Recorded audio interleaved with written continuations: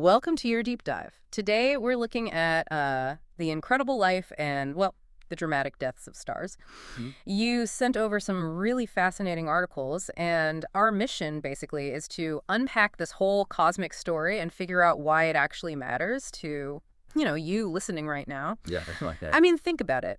These giant balls of light, they aren't permanent. They have a beginning, a middle, and often a pretty spectacular end. That's absolutely right. What looks like just a constant twinkle up there is actually this fierce battle against gravity. It's fueled by nuclear fusion happening right down in the star's core. Fusion, that's the hydrogen combining. Exactly. Hydrogen atoms are squeezed together under like immense pressure and heat, and a tiny bit of their mass gets converted into just enormous amounts of energy. That's the light and heat we see. It follows, Einstein's Eve's around. Right. That whole process is what keeps a star shining, basically pushing outwards against gravity's inward pull. Okay, so they're burning fuel, hydrogen, and like any fuel tank, eventually it runs dry. That's kind of the beginning of the end, isn't it? Precisely, yeah. Yeah. As a star gets older, it uses up the hydrogen in its core. Now, it can start fusing heavier elements like helium to keep going for a bit. Ah, okay, so it adapts. It adapts, yeah. This buys it some time and often makes the star swell up, actually, into like a red giant.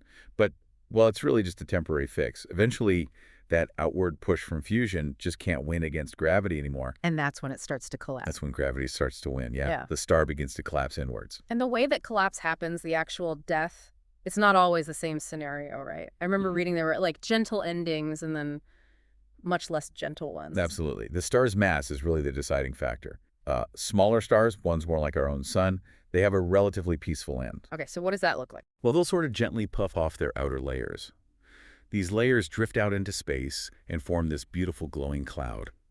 We call it a planetary nebula. Planetary nebula, even though it has nothing to do with planets. Uh-huh. Yeah, a bit of a historical naming quirk. What's left behind at the center is a white dwarf. It's this incredibly dense, super hot core, about the size of Earth, but still containing most of the star's original mass. It just sits there and slowly cools down over billions and billions of years. Wow. A cosmic ember. That's quite a contrast then to the bigger stars. Their death is supposed to be way more dramatic. Oh, absolutely. Yeah. Medium to large stars, they go with a bang, literally. It's called a supernova explosion. Supernova, you hear that term a lot. You do.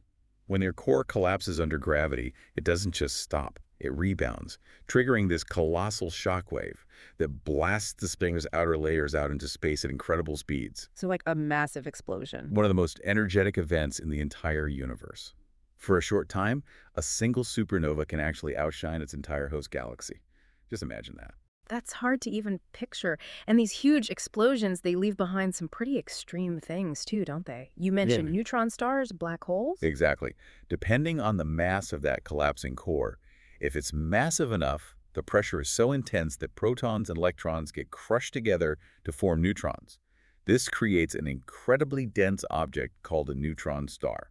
How dense are we talking? Imagine taking the entire mass of our sun, maybe even a bit more, and squeezing it into a sphere that's only about the size of a city, like Manhattan. That's insane. It really is.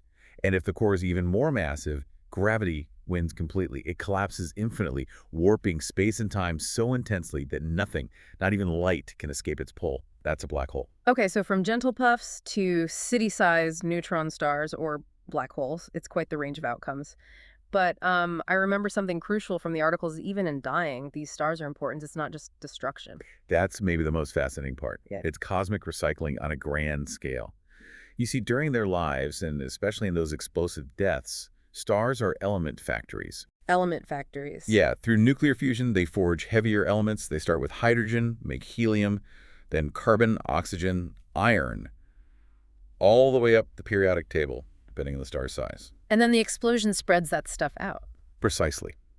Stellar winds during their lives, and especially those supernova explosions, blast these newly created elements across the cosmos, seeding interstellar clouds. And this is where it gets personal, right? Because those scattered elements.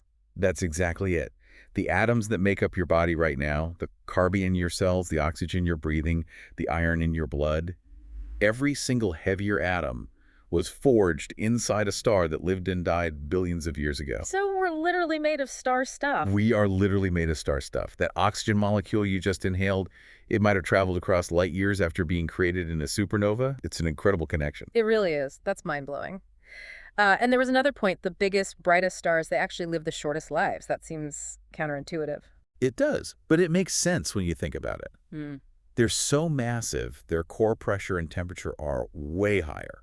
They burn through their hydrogen fuel at an absolutely furious rate. Like a gas guzzler. Exactly.